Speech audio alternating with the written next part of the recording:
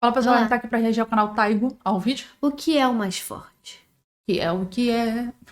E esse foi um patrocínio do. Vini, Muito obrigada por esse patrocínio, ele ajuda muito a gente. E bora lá reagir. Mas é mangá de quê? Escuro, né?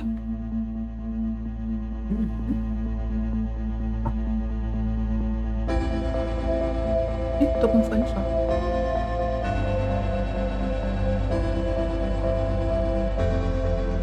Florescer de corpos, que isso? 138.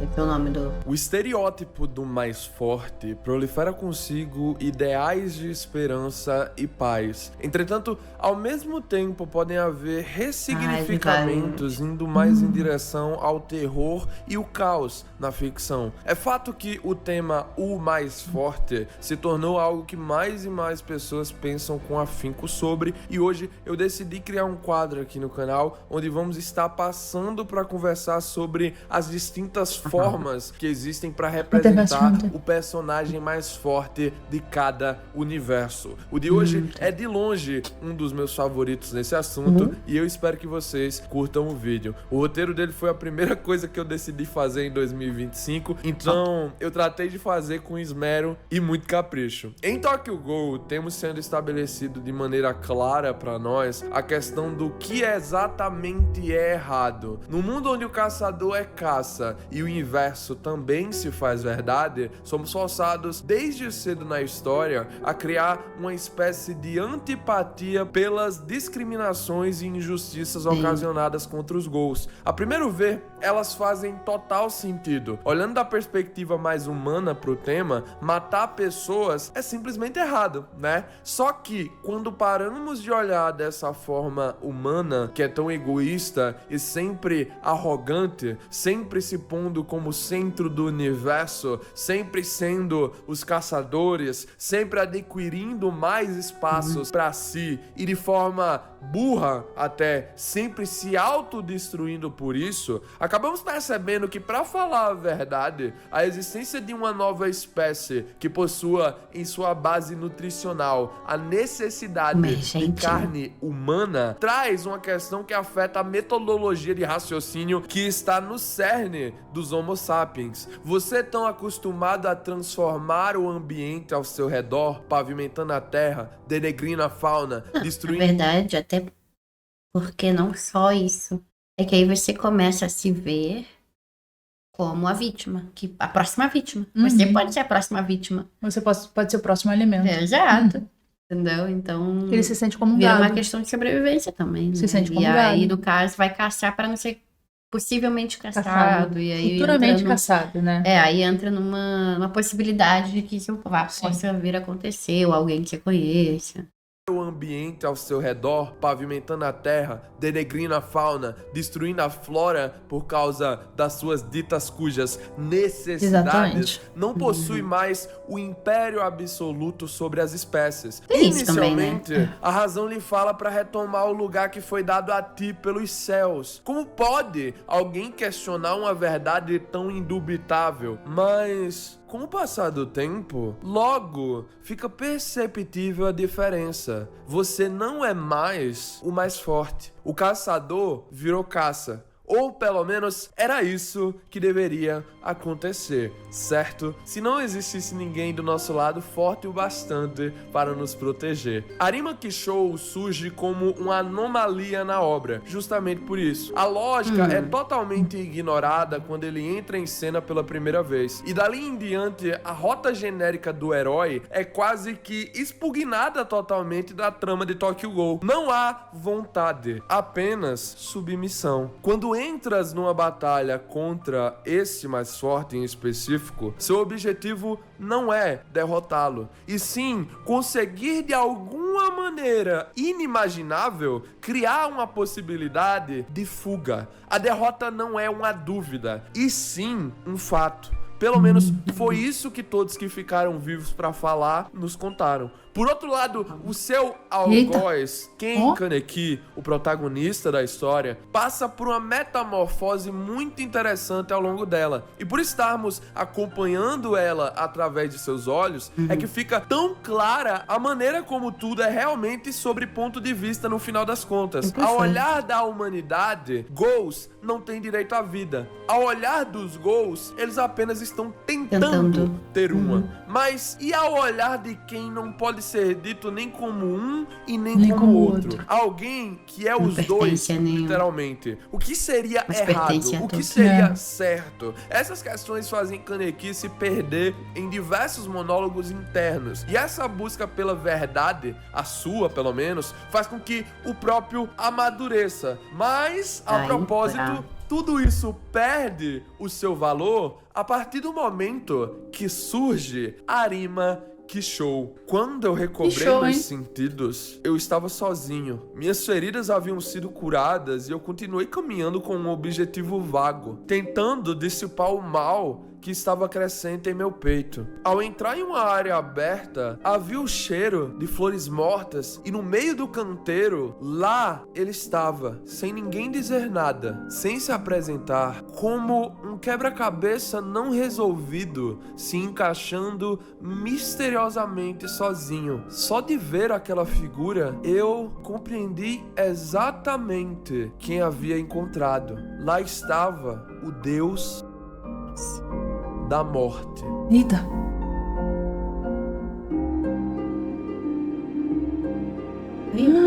Eita. Que isso? Ih. O nome do caneco é quem? E a Barbie? Desculpa. Oxi. Que isso? Que isso, cara? O mundo de Kaneki, a partir desse momento, é virado de ponta cabeça. E quando eu digo isso, eu falo literalmente. Sua última aparição na parte primária da obra, né? É exatamente assim. Tendo suas memórias apagadas, agora ele era conhecido pelo nome de Raize Sasaki, um caçador de Ghouls recém-chegados à organização, treinado por ninguém mais, ninguém menos que o próprio Arima Kishou. Os laços paternos entre os dois se desenvolveram durante esse período, foi uma espécie ali de ligação. Porra! Não chegou nisso aí. Que ele parece aquele cara idiota que tá matando todo mundo agora. Que show da Xuxa é esse? Que isso, gente? O que tá acontecendo? Paternos entre os dois se desenvolveram durante esse período. Foi uma espécie ali de ligação de pai para filho, uma espécie de ligação ali de sensei. Ele não parece aquele cara do... Não, tá, é ele. Tá bom, desculpa. Que parecia ele. Desculpa, perdão, me perdi.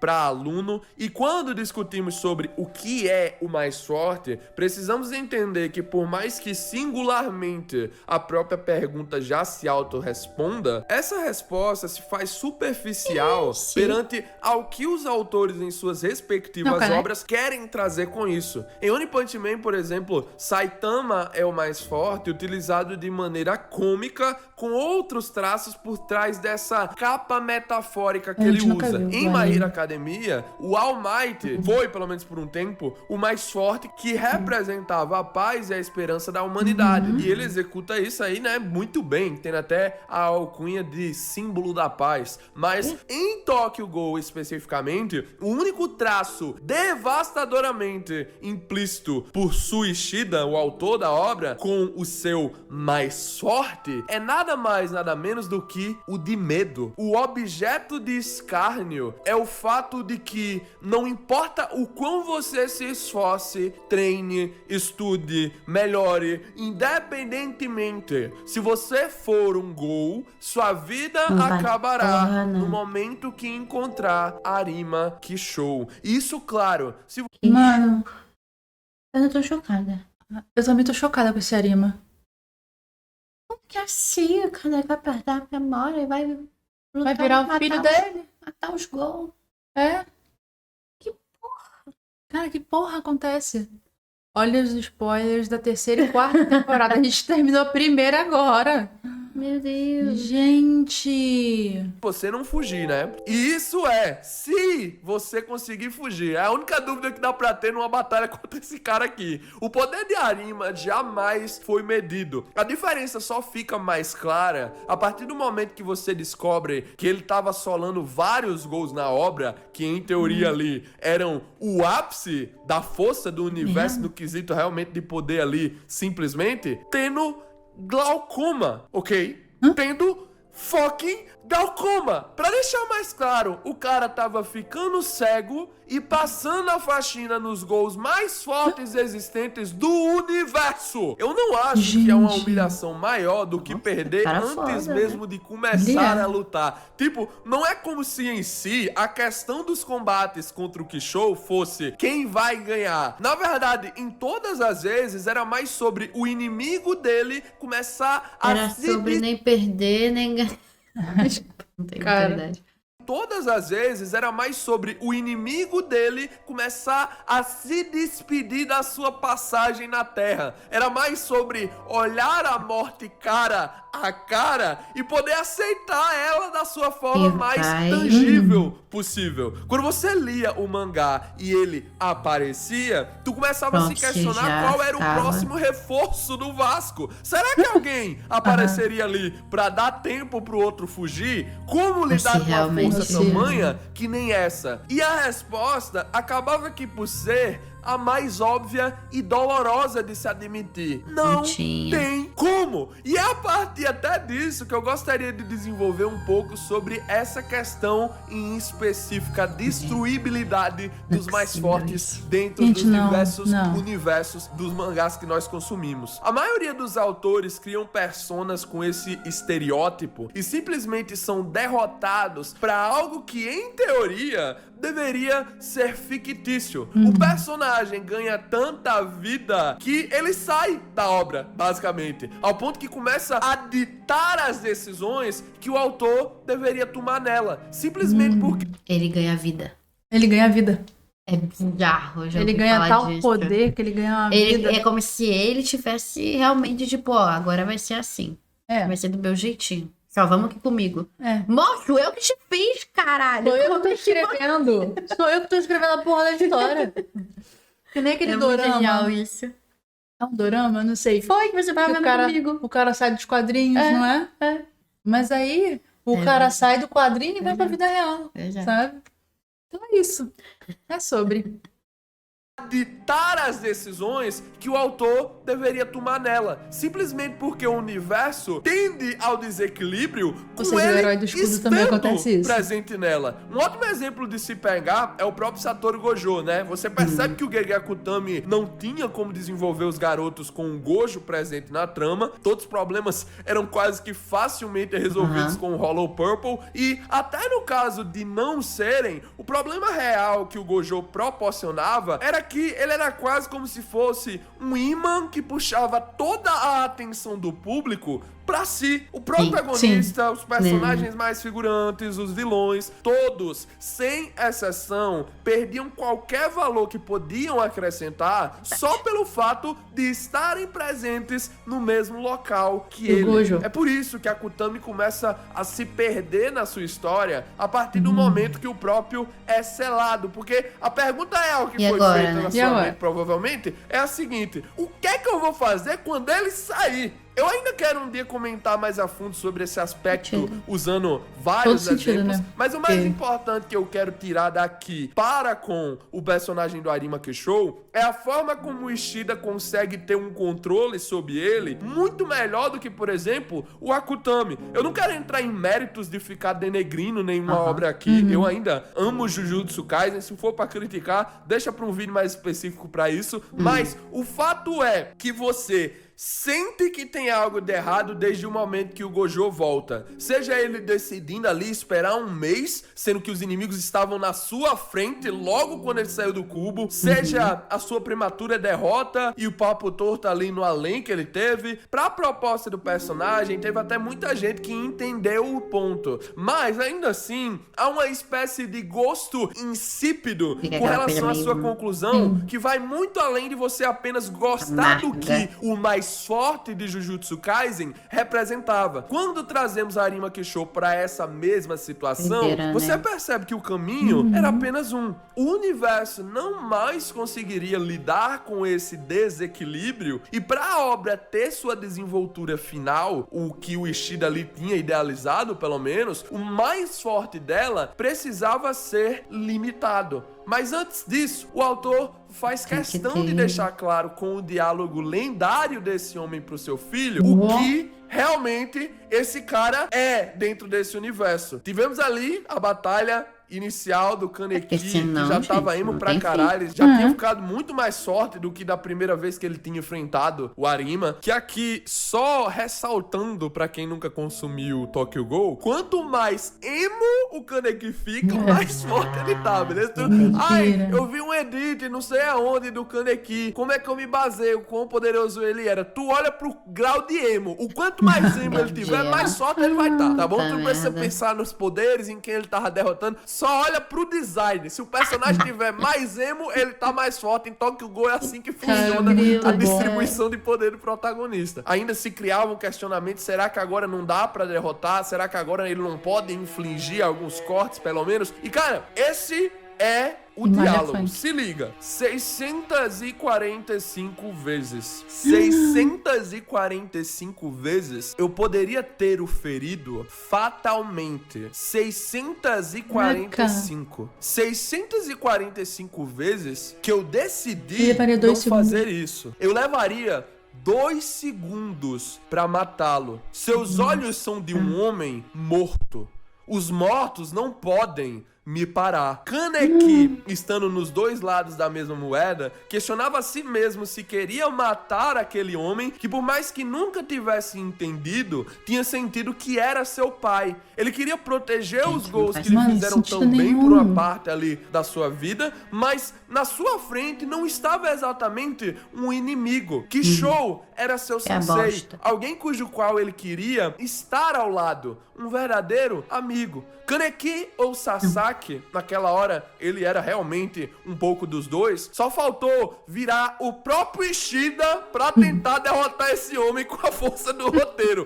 Mas aqui, a mesma coisa que aconteceu com o Jujutsu se repetiu, com a única diferença de que o autor já tinha aceitado que, de fato, esse era o caminho a se seguir e preparou a conclusão do mais forte de uma maneira muito mais planejada. Eu não sei dizer se é melhor, vai depender realmente da opinião de cada um, mas Arima Kishou enxergava em Kaneki algo que ia muito além de apenas um jovem promissor que ele queria trazer ao seu lado pra juntos exterminarem os gols todos da humanidade. Arima queria que ele, alguém humano, mas também Gol, pudesse realizar o seu desejo, unir ambas raças. No final das contas, a força extrema de Arima foi explicada. Kishou também era metade humano, metade Gol, com a diferença de que ele era um outro tipo de híbrido. Nós vemos então uma cena totalmente fora da linha temporal que estávamos acompanhando. Ele nasceu metade Gol e metade híbrido? Não, metade... falou que ele nasceu? Não, é porque... Ele falou que ele é. Não. Ele surgiu de uma forma diferente. A de Arima foi explicada. Kishou também era metade humano, metade Gol. Com a diferença de que ele era um outro tipo de híbrido. Nós Às vezes então... foi feito na barriga. Foi feito de alguma forma. Ah, geneticamente botar na... Tá, entendi.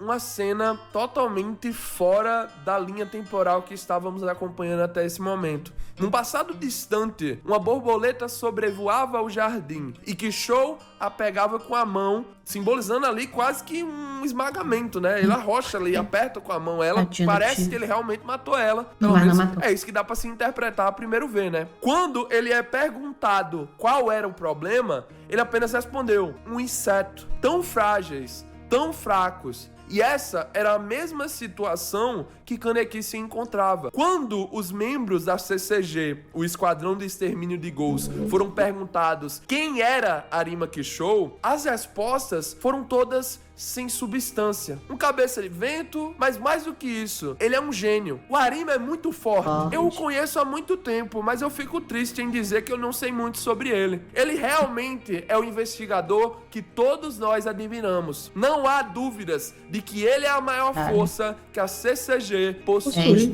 A força absoluta também representava por si só a incompreensão. E foi sendo incompreendido, até mesmo pelo seu próprio filho, que Arima tentava de toda maneira evocar o mais forte dentro de Kaneki. Depois de derrotá-lo, dar uma surra realmente absurda, chega até a ser engraçado, porque tu olha ali na obra, não, agora vai, pá, perdeu. Não, mas agora vai, pá, perdeu novamente. Kaneki, mesmo não entendendo isso completamente, despertou. Ele aceitou quem ele era. E mais do que isso, desejou ficar vivo com todas as células do seu ser. E pela primeira vez em toda a história, o mais forte sorriu. Ele não precisava mais se preocupar. Sua vontade tinha sido realizada. E por isso, ao perder, porque sim, ele perde, ele continuou tentando evocar no Kaneki algum tipo de ataque que o fizesse matá-lo. Só que Sasaki não conseguia fazer isso com seu sensei, com seu pai. Ele perguntou então, você também não tem intenção de me matar? E o Kaneki respondeu, não. Olhando pra cima e respirando fundo, o mais forte entendeu. Era ali que sua vida acabava, cortando seu próprio pescoço. Nos seus últimos momentos aos braços de seu filho, ele pediu que o próprio fingisse que tivesse o matado. O seu desejo seria compreendido em breve. Agradecendo o Kaneki por... Calma aí, volta. Como assim, gente? Pai dele... Me perdi, pera. Ele se matou, pô. Porque o Kaneki nunca conseguiu matar ele. Mas você entendeu que ele falou não quando eu falei sim? Olha os raciocínios como é que não se ligam no Oriente. Não faz sentido. No Oriente. No Horizonte, né? Oriente? No Oriente. Ah, é. O japonês, o coreano, eles fazem a mesma coisa. Eles concordam discordando. Eu pensei que, tipo... Esquece. Foi o pensamento errado. Respirando fundo, o mais forte entendeu. Era ali que sua vida acabava, cortando seu próprio pescoço. Nos seus últimos momentos aos braços de seu filho, realmente. Ele pediu que o próprio fingisse que tivesse o matado. O seu desejo seria compreendido em breve. Agradecendo o Kaneki por entender seu pedido, a conclusão daquele inseto mostrado do nada foi demonstrada.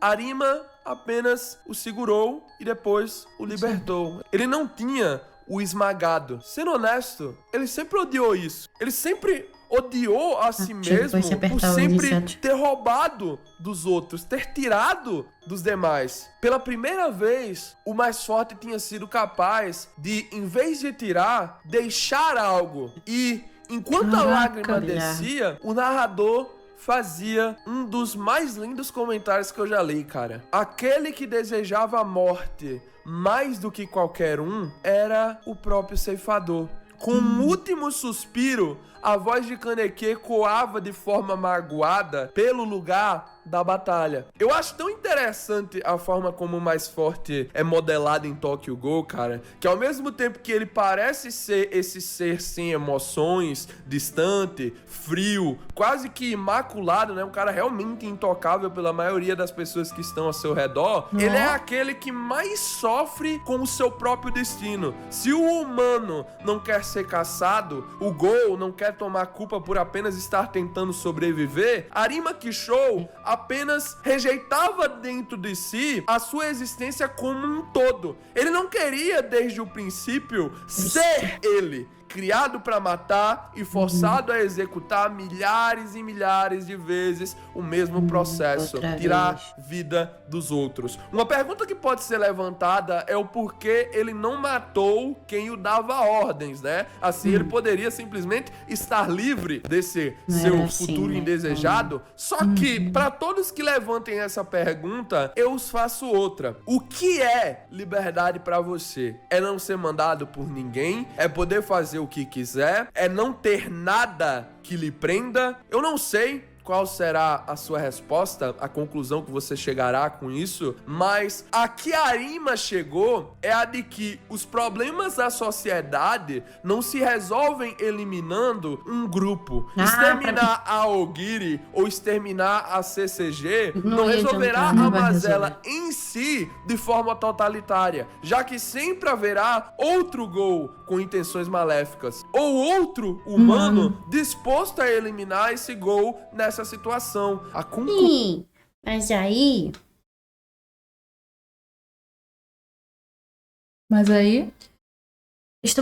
É porque se pensar no todo, sim. Mas se pensar no em si... Se você já tá matando e você não quer fazer isso, em teoria... Mas meio que parece que ele é obrigado, né? Por isso. Aí se você mata a pessoa que tá te mandando, você se livra. Vai aparecer outro. Mas aí não vai ser você.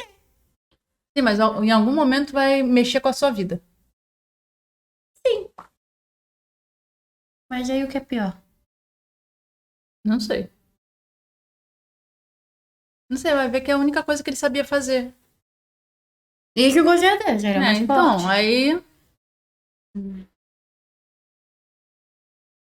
humano disposto a eliminar esse Gol nessa situação. A conclusão que o mais forte chegou é que você precisa inicialmente plantar para poder colher. Você precisa inicialmente acreditar para poder uma mudança ver. É através da confiança que Arima Kishou deixa o seu legado. É através de acreditar num futuro melhor que ele morre satisfeito por saber que o Kaneki conseguirá concluir aquilo que ele sempre quis. Afinal das contas, o que seria o mais forte sem a existência do mais fraco para ser protegido? A liberdade é uma mentira fajuta, vendida para criar uma falsa paz. Às vezes, as pessoas vão comprar ela através de políticos, através de amigos, família ou até através de seus amores. Só que no fim, por mais que não percebam, a única pessoa realmente culpada é a que adquire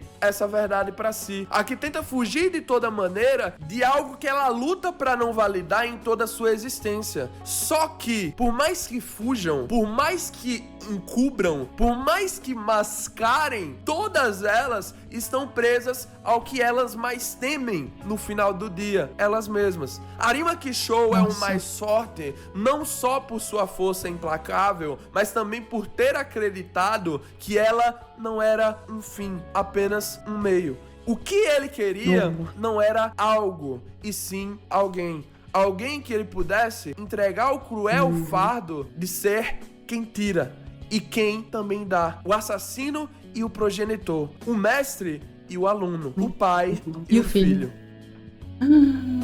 Ai, gente, pesado isso.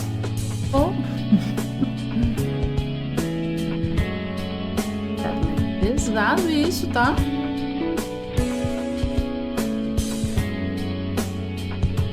Muito pesado. Que saco, lá vai ele caçar os Gol. Aí ele vai caçar, né? Gente. Tá desmemoriado, né? Ele vai. E ele não encontra ninguém que ele conhecia antes pra, né? Sabe, sei lá, dar um talo na cabeça dele, alguma coisa assim. Nunca comprei muito os mangás que falam de falta de liberdade, ainda mais quando você realmente vê que o cara pode sim fazer o que quiser. Então, por isso que eu questionei aqui, porque eu não sei bem a questão ali. Que aí, no caso, a Gabi falou, tá, mas aí isso vai trazer coisas que vão voltar pra ti, né? E aí pode voltar de muitas formas. E aí você vai começar a ter que lutar por um lado que lado? Imagina. Confuso. Aí ele se apaixona por uma mulher humana. E aí um Gol mata a mulher. E aí vai ficar na mente dele, eu poderia estar trabalhando. E esse Gol não poderia não ter feito nenhum mal à pessoa com quem eu tava. Digamos assim, entendeu? Mesmo ele não gostando de matar? Pode ser. Estava, mas ele retorna... Não, ele retoma em um dado momento. Mas aí... Até lá... Até aí ele fica naquela coisa porque ele tem esse cara como uma referência, paterna, né? Então... Uma referência muito forte, né? Nossa, meio louco isso, né? Pelo visto, muita coisa. Mas não ainda. é pai dele, Então, né? isso é a escolha dele. Então, exatamente, é a escolha dele. Sim. Por isso que existe uma falsa liberdade. Eles falam isso no sentido de que você tem sim uma liberdade de escolha, mas você tá sempre à mercê das consequências das suas escolhas. E estar à mercê das consequências seria um pouco... Entendeu o que eu tô querendo dizer? Porque você tá à mercê de algo. Então você é Você sempre livre, tá. mas tá... Você sempre tá à mercê de alguma coisa. Se não for de uma coisa, vai ser Qualquer de coisa outra. vai voltar de alguma forma. Se ele matar o chefe, o que sobraria seria visto como inimigo e perderiam a esperança. À mercê das consequências é um próprio conceito de liberdade. Exatamente, porque você faz as suas escolhas a partir do momento que você tem essa liberdade de escolha, né? Tá. E aqui, ó. Enfim, gente, esse foi o react de hoje, gente. Espero que vocês tenham gostado. Se gostaram, Deixa o like, share, aquela escrita. compartilha pra ajudar. Valeu. Bye.